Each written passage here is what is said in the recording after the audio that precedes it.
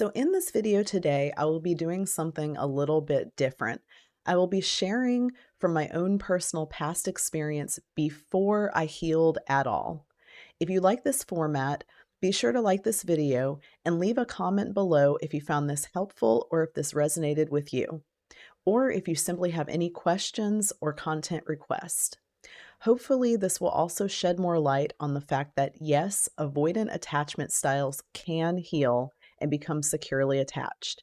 And after doing my own healing work and getting my certifications, I use my personal and professional experience to help my clients do just that.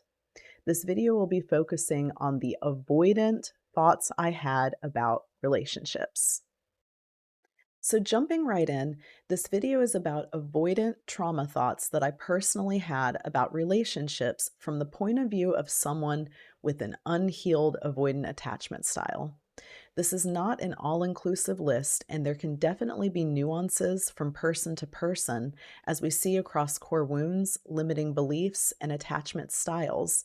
But there are some big ones in here that were prominent for me personally. I will also notate on the screen which avoidant type the belief usually falls under. My name is Sarah Whaling, and I'm a certified life and relationship coach. I assist clients in changing their lives through addressing the subconscious mind to heal insecure attachment styles, heal from relationships with individuals with personality disorders, and everyday pain points. Addressing problems at the root, the subconscious mind, is how we truly change the brain. If you're interested in one-on-one coaching to get some extra or ongoing assistance with the topics I talk about in these videos, please visit my website to get the ball rolling on the contact page. I do want to say before I get to number one that I will probably stress more than once that yes, you can heal an avoidant attachment style. We did not come into this world with our attachment style. It is the way our subconscious mind has become wired after pivotal experiences in our lives, originally in childhood, and we can harness the power of the knowledge of the subconscious mind to rewire this. So, trauma thought number one that I would have about relationships in the past with an avoidant attachment style was, what if I'm making the wrong decision? This was in regards to making commitment of an actual relationship.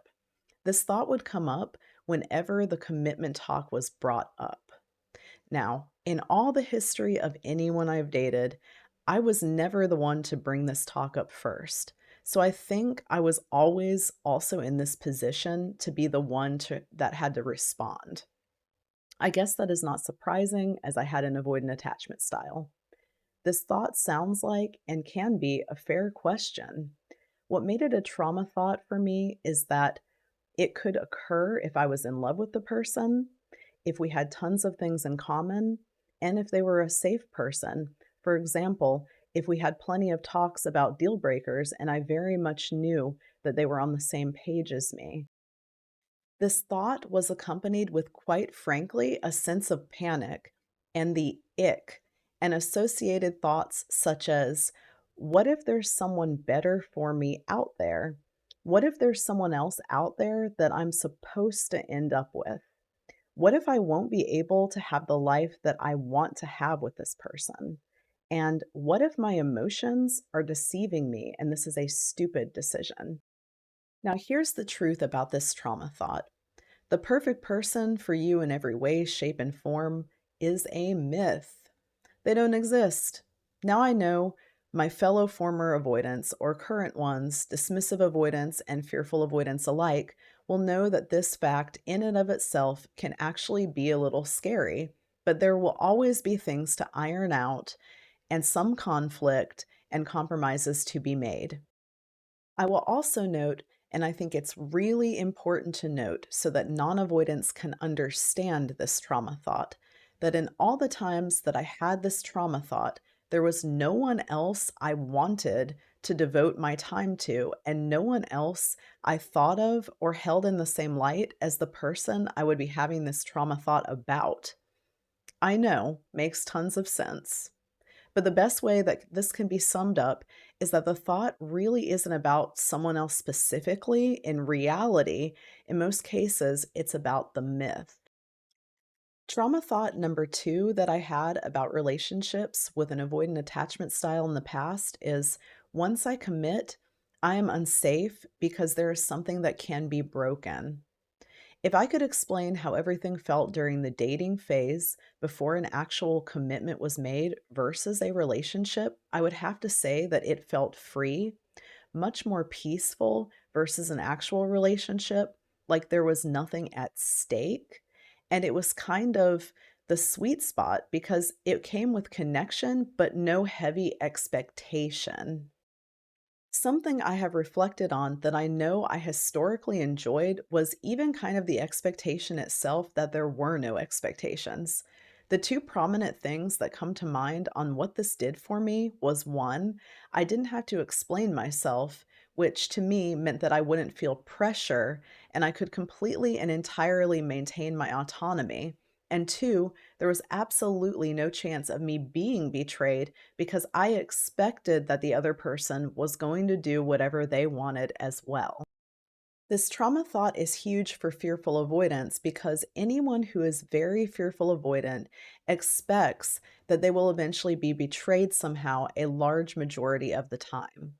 For me personally, this all but nearly made commitment almost entirely not worth it because one of my biggest core wounds was I will be betrayed.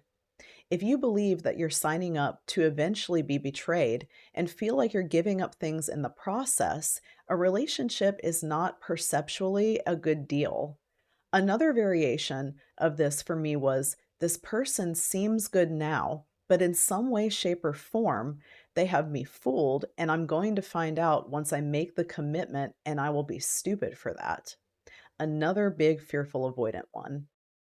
Trauma thought number three that I had about relationships as an avoidant in the past is I am giving up too much for it to be worth it.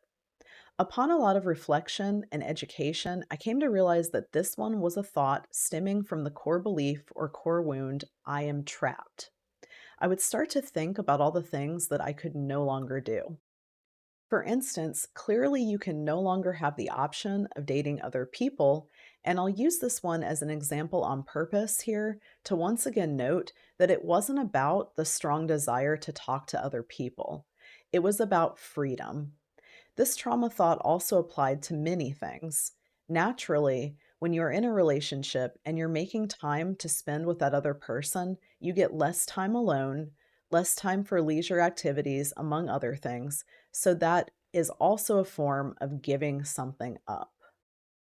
This trauma thought can really apply to so many things for an avoidant. It can even be the peace you feel as you're moving through life solo and only having to worry about yourself. Trauma thought number four was about practical things that I pictured as simply being a headache. And I guess the way that I can word this is XYZ, fill in the blank, is going to interrupt my life. Practical things such as do they snore? Will they interrupt my sleep? Maybe I'm having a day where I want to just spend time with myself, especially if we end up living together. Are they going to understand that? Or is it likely that no matter what, that's going to be interrupted? Will I still have time for XYZ, any number of things outside of the relationship the way that I want? The theme about a lot of the thoughts that branched off of this really is centered around the perceived difficulty of blending my life with someone else's. Trauma thought number five, I will call but XYZ. I love this person, but fill in the blank with anything small that amounted to turning me off in any way, or something that I would denote as a sign of inevitable future conflict. We are on the same page about X, but Z. This could be about something that I thought we had fundamental differences on, and instead of wanting to navigate it, I didn't want to invest in something that might be hard later. The but was an automatic, deep subconscious flaw finding. I didn't make an entirely conscious effort to do it. It was sometimes accompanied with a feeling of ick and it was sometimes accompanied with a feeling of the best word to describe it is dread. This particular trauma thought really reared its head when I had a more anxious partner. Trauma thought number 6. There's a big chance I will hurt the other person.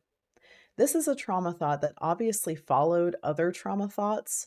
Because of my hesitations, I truly didn't want to have gone that far with someone and then hurt them, which made me hesitant to go further because in my mind, that was worse. And all of the time I was having these thoughts, I cared about every person I was having them with. So now that we've reached the end, I again want to say that yes, people with an avoidant attachment style absolutely can heal and become securely attached.